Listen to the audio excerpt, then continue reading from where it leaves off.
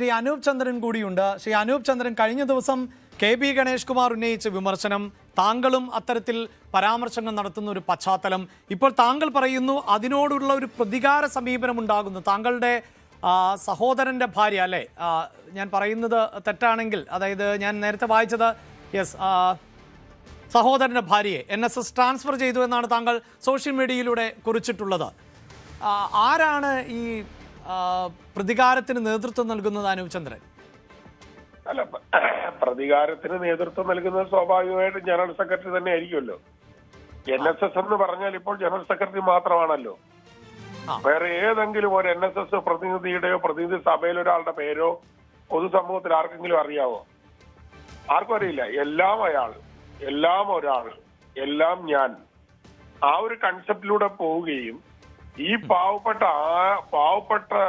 ഈ സാമൂഹിക സാംസ്കാരിക മേഖലയിൽ വളരെ താഴെ നിൽക്കുന്ന നായർ സമുദായത്തിൽപ്പെട്ട ആൾക്കാർക്കൊന്നും എത്തിപ്പെടാൻ പറ്റാത്ത രീതിയിൽ NSS മാറിപ്പോയി. ഒരു കുടുംബ വാഴ്ചയ്ക്ക് ഒരു മഹാനായ ഒരു മനുഷ്യൻ അലഞ്ഞു നടന്ന് ഉടുതുണി അഴിച്ച് അലക്കി വെച്ച് അത് ഉണങ്ങിയിട്ട് അടുത്തടുത്തോട്ട് പോകാൻ വേണ്ടിയിട്ട് പോയൊരു മനുഷ്യൻ കഷ്ടപ്പെട്ടുണ്ടാക്കിയ ഒരു മഹാപ്രസ്ഥാനം, അത് ഒരാൾക്ക് തിന്നാൻ വേണ്ടിയിട്ട് മാത്രമായി അധപ്പതിച്ചു എന്നുള്ളതിന്റെ ഒരു ലക്ഷണമാണിത്. ഗതികേട് കൊണ്ടാണ് നമ്മൾ ഇതൊക്കെ പറയുന്നത്.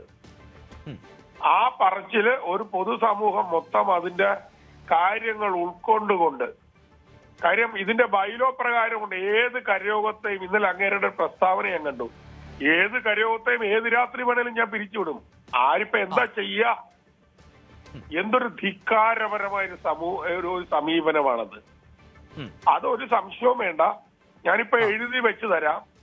ഒരു 3, 4, 5 വർഷത്തിനുള്ളില് ഈ നായർ സമുദായത്തിലെ യുവാക്കള് പഴയ നായർ പടയാളികളായി മാറിക്കൊണ്ട് ചങ്ങനാശ്ശേരി ആസ്ഥാനത്തേക്ക് കയറുകയും മന്നത്താചാര്യന്റെ സ്മൃതി മണ്ഡപം ചവിട്ടി തുറക്കുകയും അതിനകത്ത് പുഷ്പാർച്ചന ചെയ്യുകയും സുകുമാരൻ നായരുടെ നെഞ്ചത്ത് റീത്ത് വയ്ക്കുകയും ചെയ്യുന്ന ഒരു കാഴ്ച ഒരു 3-4 വർഷത്തിനുള്ളിൽ സമീപ ഭാവിയിൽ നമ്മൾ കാണാൻ പോവുകയാണ്.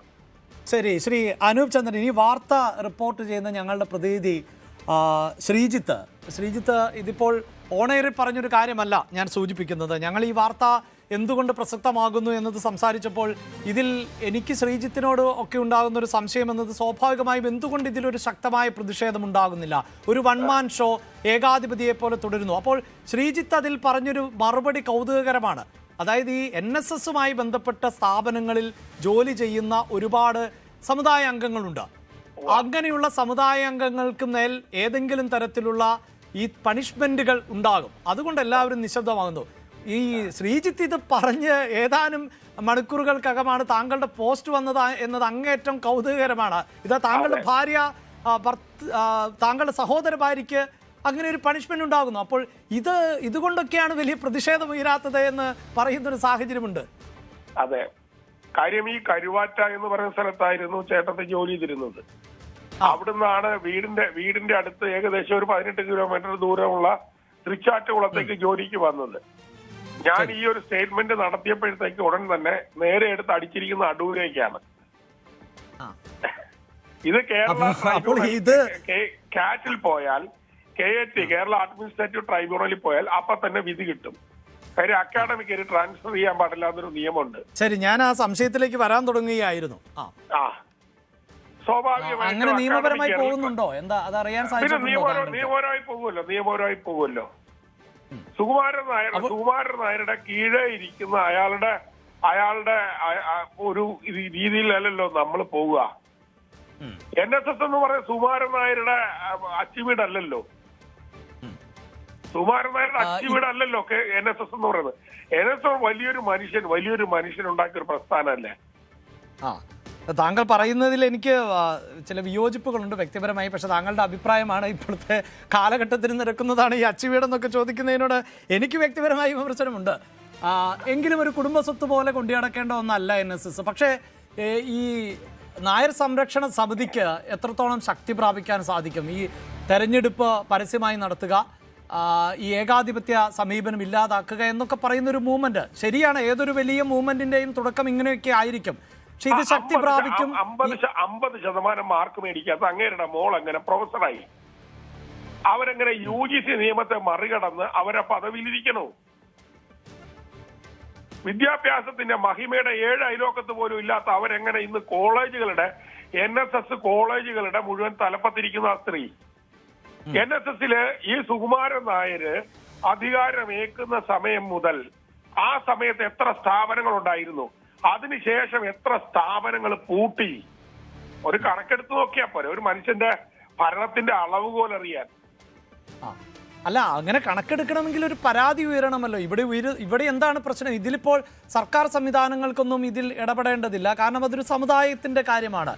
ഒരു ഒഫീഷ്യൽ പരാതിയോ എന്തെങ്കിലുമൊക്കെ ചെന്നാലല്ലേ അതിനൊരു സർക്കാർ സംവിധാനങ്ങൾക്ക് അതിലേക്ക് ഒരു അന്വേഷണത്തിന് പോകാൻ സാധിക്കും. സർക്കാർ സംവിധാനങ്ങൾ അന്വേഷണത്തിന് പോകുന്നതിനേക്കാൾ ഉപരി ഇതിനകത്ത് യാതൊരു തരത്തിലുള്ള ആനുകൂല്യങ്ങളും കിട്ടാതിരിക്കുന്ന ഒരു വളരെ അടിസ്ഥാനപരമായ ഒരു ജനതയുണ്ട്. അവിടുന്ന് പ്രതിഷേധങ്ങൾ പതുക്കെ ശക്തമായി തുടങ്ങിയിട്ടുണ്ട്. അത് ശക്തമാണോ? അല്ല, ശക്തമാകുന്നത് എപ്പോഴാണ്? അവർക്ക് ഏത് വിപ്ലവം നടന്നിട്ടുള്ളത് എപ്പോഴാ? അടിസ്ഥാന വർഗത്തിൽ അനുഭവവേദ്യമായപ്പോ അവരുടെ പ്രതികരണങ്ങളാണ് വിപ്ലവങ്ങളായി മാറിയിട്ടുള്ളത്. യാതൊരു സംശയമില്ല, അത് പതുക്കെ സ്റ്റാർട്ടപ്പ് ആകും. ശരി, അതിന് ചില ആൾക്കാർ സതുദ്ദേശപരമായി നന്മയുള്ള കുറെ മനുഷ്യന്മാർ ഇതിന്റെ പിന്നാലെ നടന്ന് ഇതിന്റെ തെളിവുകൾ മുഴുവൻ ഹാജരാക്കി കൊണ്ടുവന്നിരിക്കുന്ന ഒരു പുസ്തകമാണ് ദേവദാരുവിലെ ഇത്തിക്കണ്ണികൾ. പ്രകാശനത്തോടു കൂടിയാണ് ഇത് വലിയ ചർച്ചയായത്. ഒന്ന് ആലോചിച്ച് നോക്കാം, മന്നത്തപ്പൂപ്പൻ എന്ന് പറയുന്ന ഒരു മനുഷ്യൻ ഈ ലോകം മുഴുവൻ ആലോചിക്കണേ. നമ്മള് കാര്യങ്ങളൊക്കെ ഇപ്പൊ പറയുമ്പോഴാണ് മന്നത്തപ്പൂപ്പൻ ചരിത്ര പുരുഷനാകുന്നത്. പണ്ട് മന്നത്തപ്പൂപ്പൻ വെറും മന്നത്ത് പത്മനാഭ പിള്ള മാത്രമാണ്. അദ്ദേഹം ഓരോ വീടുകളിൽ നടന്ന് പൈസ പിരിക്കുമ്പോൾ ആ പിരിച്ച് മുണ്ടിന്റെ കോന്തലയിൽ തിരികെ വെച്ചിട്ട് കൊണ്ടുവന്നിട്ടാണ് ഈ സ്കൂളിലെ അധ്യാപകർക്കൊക്കെ ശമ്പളം കൊടുത്തിരുന്നത്. അന്ന് 4 രൂപ ശമ്പളമായും 1 രൂപ NSSലേക്ക് രസീതായും കൊടുത്തപ്പോ അത് 5 രൂപ തരാതെ ഒപ്പിടുകല എന്ന് പറഞ്ഞ ആളാണ് നാരായണ പണിക്കരുടെ അച്ഛൻ, ശ്രീമാൻ നാരായണ പണിക്കരുടെ അച്ഛൻ. ശരി, മനസ്സിലായില്ല? തീർച്ചയായും അങ്ങനെ മന്നത്തു പത്മനാഭനടക്കം കൂടുതൽ വായിക്കപ്പെടാനുള്ള അവസരം ഇന്നത്തെ തലമുറയ്ക്ക് ഉണ്ട്. വളരെ നന്ദി അനൂപ് ചന്ദ്രൻ.